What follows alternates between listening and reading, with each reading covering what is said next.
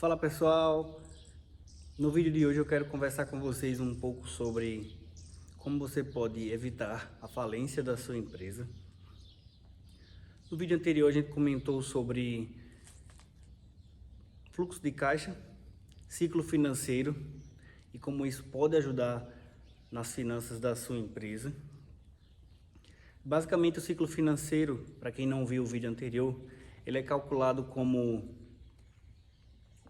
o seu ciclo operacional, ou seja, o número de dias que você tem de estoque na sua empresa, mais o número de dias de recebimento, o seu prazo de recebimento, prazo médio de estoque mais prazo médio de recebimento, menos o prazo dos seus fornecedores, seu prazo médio de pagamento.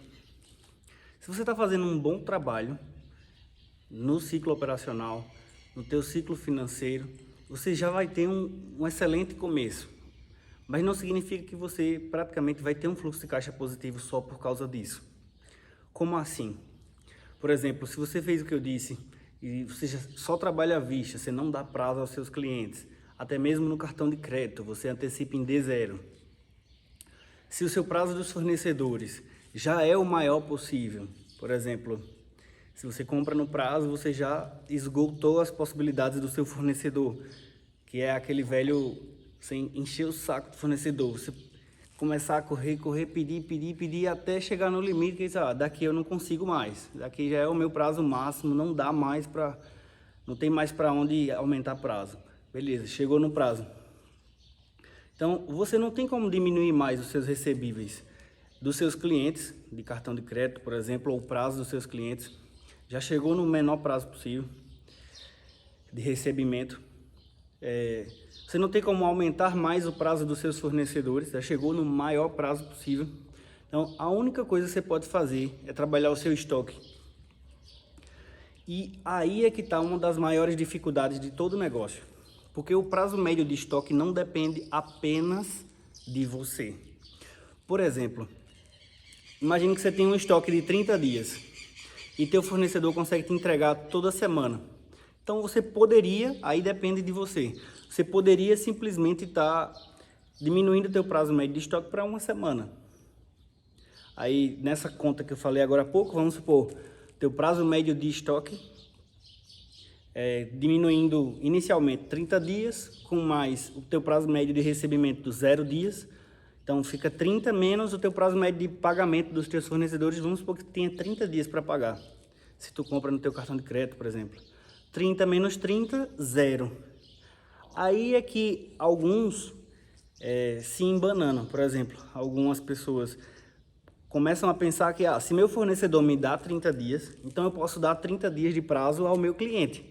E não é verdade. Na verdade, não tem nenhum sentido nisso. Para falar a verdade, mesmo que você comprasse à vista, mesmo que você tivesse um estoque de um dia, em nenhuma condição, mesmo que teu fornecedor te desse 120 dias para pagar, é vantajoso tu dar prazo ao teu cliente. Por quê? Quando tu dá prazo ao teu cliente, tu corre risco de inadimplência, e o risco de inadimplência, principalmente para um pequeno empreendedor, é alto, porque na maioria das vezes as grandes indústrias já têm mecanismos que facilitam a não inadimplência, ou se ela tiver inadimplência, ela não perde nada. Como assim? O boleto, por exemplo, já está fiduciado ao banco, ou seja, ela já recebeu o valor do boleto. E ela recebe antecipado, por exemplo, ela te dá 30 dias para pagar e no primeiro dia ela já recebeu o valor. Aí a tua dívida, por exemplo, com o teu fornecedor, muitas vezes as grandes indústrias, ela antecipa mais ou menos igual um cartão de crédito, que você antecipa os recebíveis, pagando uma taxa e embute essa taxa no preço do próprio produto, que geralmente não é isso que um pequeno empreendedor faz, por não ter nem acesso às vezes a esse tipo de crédito, a esse tipo de informação. Geralmente quando você vai dar prazo ao teu cliente, o que você termina fazendo é simplesmente dando a canetada mesmo. Ele vai lá e te dou 21 dias, te dou 30 dias do próprio bolso. O cara nem tem capital de giro e ainda está dando prazo ao cliente. Foi assim que eu comecei, me rendendo às condições do mercado. quando eu comecei a trabalhar. E isso me prejudicou muito, foi um dos maiores erros que eu já cometi. Porque eu chegava no cliente, na época, quando eu comecei, eu vendia queijo mussarela apenas. Era um trabalho de queijo mussarela para pizzarias. E o cliente chegava e dizia, olha, eu tenho 21 dias de prazo do meu fornecedor. Então eu só compro a você se você me der 21 dias de prazo. Aí eu dava. Eu tenho 30 dias de prazo. Eu dava os 30 dias para o cara pagar. Do meu bolso, do capital próprio. E o pior, quando chega no prazo, você dá 21 dias, 30 dias. Quando chega no dia, o cara ainda às vezes por desonestidade, mas a maioria das vezes por desorganização. O cara não tem o dinheiro. Ou ele te paga um pedaço, ou até mesmo nem paga nada e ainda pede para adiar mais uma semana, atrasa 15 dias, atrasa 21 dias, depois dos dias de pagamento. Então, você ainda corre mais um risco, que é esse. Então, imagine você já está com um fluxo de caixa muito negativo, dando 30 dias de prazo e ainda teu cliente atrasa mais 30 dias. Como se teu prazo médio de recebimento fosse para 60. Isso quebra qualquer negócio, mesmo que não vire inadimplência, porque vai chegar o dia de pagamento do teu fornecedor e tu não vai ter o dinheiro. Teu fornecedor não está nem aí se tu está dando prazo a teu cliente, ele quer receber o valor da mercadoria que ele te vendeu. E isso realmente quebra a tua empresa. Sem contar o risco da inadimplência, que é quando o cliente nem te paga, nunca mais vai te pagar, ele na verdade usou o teu capital de giro para fazer qualquer coisa que ele quis e desapareceu, ou simplesmente declarou que não pode pagar e fica por isso mesmo. Tem gente que, quando se dá diante de uma situação dessa, quer dar uma de brabo, né? Não, eu vou, se não pagar, eu faço isso, faço aquilo, vou lá e bato em todo mundo. Eu já comentei até com algumas pessoas, se você for fazer isso, praticamente você vai ser um assassino em série. Porque, imagina, você tem 100 clientes, se 10 clientes não te pagarem, ficarem inadimplentes, você vai lá bater, vai matar todo mundo, pelo amor de Deus, isso não existe, entendeu? Essa é basicamente a lógica do agiota. Então, é melhor você não dar prazo. Se você está começando, se não tem um gigantesco capital de giro, se não tem acesso a melhores ofertas de crédito, não dá prazo ao teu cliente. Vende só à vista. Inclusive, quando tu vende à vista, tu consegue girar o teu pequeno capital de giro muitas vezes. Porque imagina que tu tem R$1.000. Aí tu pega esses R$1.000, dá 30 dias para o teu cliente te pagar. Bota 10% de lucro, tu vai ganhar R$100 aproximadamente. Porque não é bem assim, né? O lucro não se coloca apenas aumentando, tem que dividir por 1 menos os teus percentuais.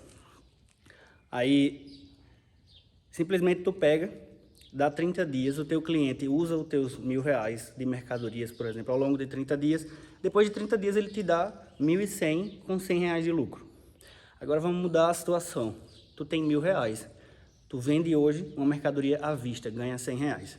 Pega o dinheiro e amanhã compra novamente mercadoria e vende novamente à vista, ganha mais R$100. Ao longo de 30 dias, tu pode ter feito 30 vezes 100, R$3.000 de lucro. Simplesmente por ter o capital de giro. Entende o quanto é rápido crescer, mesmo com um pequeno capital de giro, quando tu não dá prazo ao teu cliente. Isso foi uma das coisas que eu percebi logo no primeiro ano de trabalho. Quando, ao avaliar o que eu estava fazendo, eu vi um crescimento muito lento, porque o meu dinheiro estava distribuído na praça, ou seja, estava distribuído nos clientes. Eu descobri que a inadimplência tinha sido maior do que o meu lucro no ano de 2019. E descobri que, mesmo os clientes que não eram inadimplentes, sempre havia atrasos, sempre havia dificuldades que me faziam enlouquecer. Por exemplo, eu não conseguia... tinha um dinheiro para receber, os clientes às vezes atrasavam, mas os honestos iam pagar, só que eu não conseguia lidar com esse fluxo de caixa negativo, porque o meu fornecedor não está nem aí, ele quer receber o dinheiro dele naquele dia, e eu vivia atrasando o fornecedor, vivia com dificuldade, porque eu dependia do pagamento dos clientes também.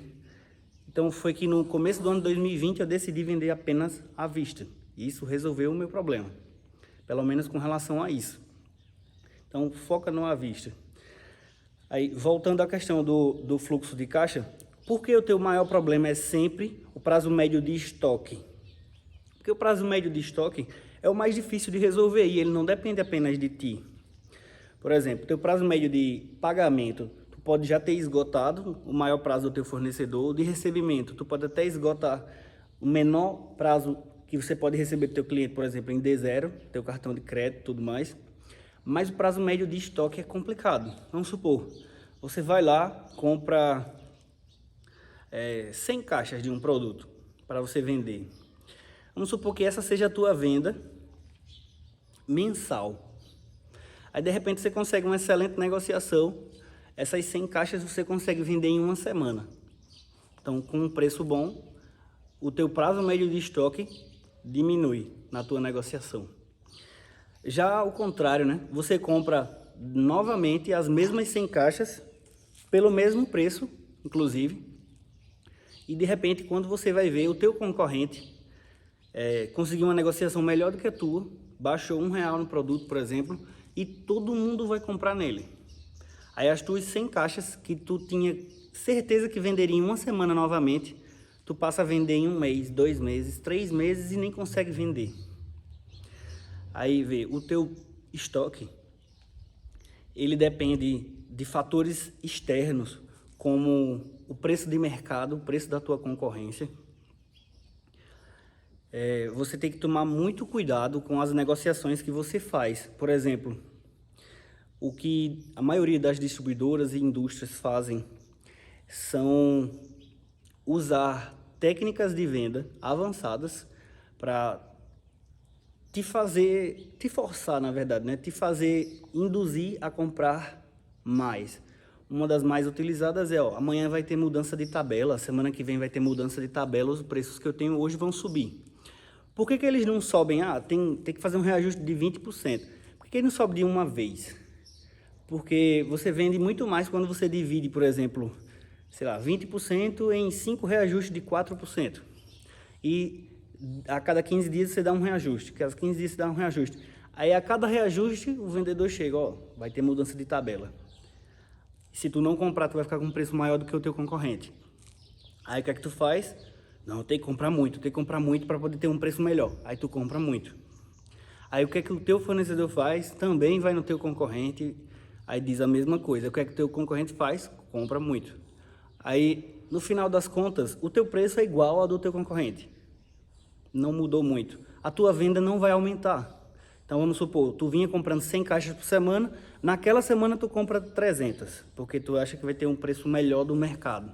Aí teu concorrente compra 300, se tu tiver vários concorrentes, todo mundo sai comprando muito também. No final das contas, todo mundo tem o mesmo preço, ninguém vai vender mais. Aí tu comprou 300 caixas de uma coisa que tu só consegue vender 100 naquele período, vamos supor, por semana. Estás estocado e o prazo do teu fornecedor muitas vezes não muda. O prazo que tu tem para pagar essa mercadoria é o mesmo. E agora? Provavelmente, você vai começar a ter aperto se talvez você nem consiga pagar no prazo do teu fornecedor. Talvez se atrase. Entre outras estratégias, existem várias nuances que o fornecedor começa a utilizar. Por exemplo, a estratégia do quanto mais você compra, mais barato é. Então, se tu comprar 10 caixas é um preço, 50 caixas é outro preço. E vai baixando. Então, 100 caixas tu já consegue um preço menor. Se tu comprar 1000 caixas, eu ainda consigo o teu preço menor e teu concorrente ainda está comprando de 1000. Isso é um problema que, basicamente, é a escolha entre você focar em lucro ou focar em fluxo de caixa. Quando você foca em lucro, geralmente você tem que comprar o máximo possível e você tem que comprar com o menor prazo possível de pagamento do teu fornecedor. Como assim? Um exemplo, você opta por comprar, nesse exemplo que eu dei, 1000 caixas à vista para ter o menor preço do mercado. Enquanto que você poderia comprar apenas 100 caixas, que você vende por semana, por exemplo, e poderia comprar com prazo de 30, 60 dias, que na média estaria dando 45 dias de prazo médio. Aí valeria muito mais a pena, se você tem capital de giro, que é um caso, focar no lucro. Porém, eu estou falando para a maioria das pessoas que não tem capital de giro. as pessoas que estão começando um negócio, que já estão com muita dificuldade financeira. Então, se tu não tem capital de giro, que é a realidade de muitos, não foca em lucro, foca em fluxo de caixa. Ah, mas meu concorrente vai ter um preço menor. A gente já vai comentar como você pode vender mais, mesmo não tendo um menor preço do mercado. Aí, teu concorrente tem preço menor, beleza. Esquece o teu concorrente e foca no teu fluxo de caixa. Porque se tu tem um prazo para tu pagar, que te ajuda no teu ciclo financeiro, se tu tem um prazo médio de estoque baixo, tu tem a certeza que tu vai durar no mercado. E talvez o teu concorrente não dure tanto. Dependendo do nível da concorrência, claro. Se for um concorrente pequeno, digamos assim, ele pode ter a mesma dificuldade que você tem. Claro, se forem grandes redes, aí a realidade é muito diferente. Mas o que eu estou querendo comentar basicamente é o seguinte. Imagina que o teu concorrente está comprando lá uma grande quantidade, está comprando com o menor prazo possível e tu inverte. Teu fluxo de caixa passa a se tornar positivo, ou seja, teu ciclo financeiro está negativo. Tu começa a ter mais fluxo de caixa na tua operação e tu começa a poder aproveitar muito mais boas oportunidades que o teu concorrente. Qual a diferença disso? O teu concorrente pode até fazer uma boa negociação, mas será que ele vai ter capital de giro para pegar todas as boas negociações que forem aparecendo ao longo do caminho? Muito provavelmente não. Aí é que uma boa parte dos atacadistas prefere focar em um ou poucos produtos, porque consegue aproveitar boas oportunidades desses produtos. Só que se você não tem capital de giro suficiente, você não vai conseguir aproveitar todas as oportunidades. E quando você tem um fluxo de caixa positivo, você consegue aproveitar muito mais boas oportunidades que vão aparecer ao longo do caminho. Porque na maioria das vezes, você nem está trabalhando com o teu capital. Tu estás trabalhando com o capital de giro do teu fornecedor. E possivelmente ele é ilimitado. Como assim? Qual é o capital de giro de uma grande indústria? Para você é como se fosse ilimitado. Então, mesmo que você cresça muito, vamos supor, o capital de giro de uma mega indústria de carne bovina, por exemplo, para você, mesmo que você consiga vender, vamos supor, se a indústria vende no mundo inteiro, vende no Brasil inteiro, mesmo que você consiga vender a sua cidade inteira, todos os comércios locais, você ainda assim não esgota o capital de giro do teu fornecedor. Então, o teu fluxo de caixa fica o mais positivo possível. Aí vem a bronca, né? A maioria das pessoas pensa, e como é que eu vou vender se meu concorrente tiver com um preço mais baixo do que o meu? No começo eu tinha muita dificuldade com isso. Focava apenas em ter preço, e ter um preço mais baixo do que a concorrência. O preço é importante? É muito importante. Se você pode ter um preço mais baixo do que o teu concorrente, foque nisso. Isso vai te ajudar a vender muito. Só que se você não pode, porque você está focando em fluxo de caixa, porque o teu concorrente foca em lucro, o que você pode fazer, basicamente, é usar estratégias para vender mais, mesmo sem ter o menor preço do mercado. Por exemplo, o teu marketing deve ser extraordinário. Você tem que pegar as tuas ferramentas disponíveis e investir muito. Se teu concorrente já investe em marketing, tu tem que investir 10 vezes mais. Então, a maioria das empresas, né? Empresas locais, eu estou falando, você tem um negócio onde a maioria das pessoas da sua cidade ou região possivelmente não conheça. Vamos supor, quantos habitantes tem na sua cidade? Na minha cidade aqui tem 400 mil habitantes. Quantas pessoas dessas já foram no teu negócio? Vamos dividir por 4, se forem famílias de 4 pessoas aí. Vamos supor que tenha 100 mil famílias. Dessas 100 mil famílias, quantas dessas famílias já foram no teu negócio comprar o teu produto? Se o teu negócio é digital, tu pode fazer isso a nível Brasil, se tu distribui para o Brasil inteiro ou algo do tipo. Quantas pessoas tem no mercado, na tua região, por exemplo, ou a nível Brasil, que você pode atender e quantas você está atendendo? Provavelmente, possivelmente, você não tem uma gigantesca parcela do público que você está atendendo. Você tem uma fatia muito pequena. Isso se dá ao fato de que boa parte das pessoas nem conhecem a tua empresa, o teu produto. Então, existe um mercado gigantesco que você pode atender simplesmente se você mostrar a elas que você existe. Mostrar às pessoas que você tem um bom produto, que você tem um bom preço, que você tem... Você não precisa ter o menor preço do mercado para você vender apenas. Que, inclusive, no longo prazo, quem foca apenas em preço pode se prejudicar muito. Porque o cliente que apenas foca em preço, quando o teu preço, em algum momento da história, estiver um pouquinho acima do teu concorrente, ele sai da tua empresa e vai para o teu concorrente. Então, tem problemas em você focar apenas em preço. O preço, ele oscila, ele varia. Por exemplo, até o teu próprio concorrente comprando com preço mais baixo do que o teu e comprando muito, vamos supor, comprou 1000 caixas, aí ele vai vender ao longo de um mês com o menor preço do mercado. Isso é um risco grande, porque imagina que daqui a uma semana, 15 dias, se for óleo, por exemplo, commodities, produtos que oscilam muito de preço, mussarela, esse produto pode mudar radicalmente o preço dele. Imagina que ele comprou a R$6, o menor preço do mercado, tu está comprando a 7.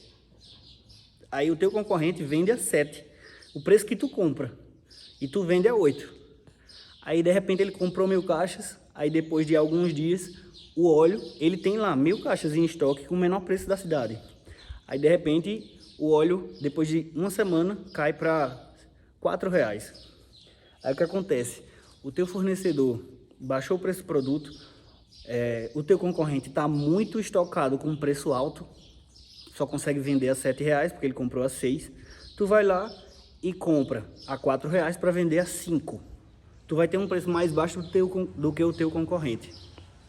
Ou seja, o preço de mercado das mercadorias é mais ou menos feito uma bolsa de valores. Ele oscila e às vezes oscila de forma extraordinária, muito grande. Então, tu tem que focar em nunca fazer grandes compras. Tu tem que focar sempre em fazer compras regulares. Por exemplo, mesmo nessa situação que o preço foi para R$4, não vai lá e inventa de comprar 1000 caixas de produto. Tu simplesmente compra o que tu já compra toda semana. Tu compra 100 por semana, continua comprando 100. Por quê? Não acha que a melhor oportunidade do mercado vem só para você. Ela vem para todo mundo, até para teus concorrentes. Então, o teu próprio concorrente pode fazer um preço médio. Ele pode ir lá, ele tem ainda 1000 caixas, ele compra mais 1000. Aí, na média, entre 6 e R$4, aí o preço médio dele cai para 5. Tá entendendo? Então, não acha que as melhores oportunidades vêm só para ti. Vem para todo mundo. Não inventa de comprar absurdos, grandes quantidades de produtos só porque o preço baixou. Da mesma forma, se subir, o produto subiu de preço, não inventa de comprar muito menos só porque subiu. Se tu tá com o menor estoque, prazo médio de estoque possível, ou seja, tu tem um estoque aí para passar pouco tempo, vamos supor, para passar 2, 3 dias, uma semana de estoque, então tu podes focar em ter um estoque regular. Um estoque regularizado, o que é? É quando você tem um estoque que dá para você trabalhar independente de preço. Então, ó, se o preço sobe, você consegue vender aquela quantidade. Se o preço baixa, você consegue vender aquela quantidade. E se o preço está baixando, você vai ter sempre o menor preço do mercado. Se o preço está subindo, infelizmente vai girar contra você. Você vai passar a ter o maior preço do mercado. Contudo, foca no fluxo de caixa. Não muda a estratégia ao longo do caminho, porque isso pode te prejudicar muito. É isso, pessoal. Vou parar esse vídeo por aqui. Muito obrigado. Se você gostou desse conteúdo, curte, compartilha com aquele teu amigo e valeu!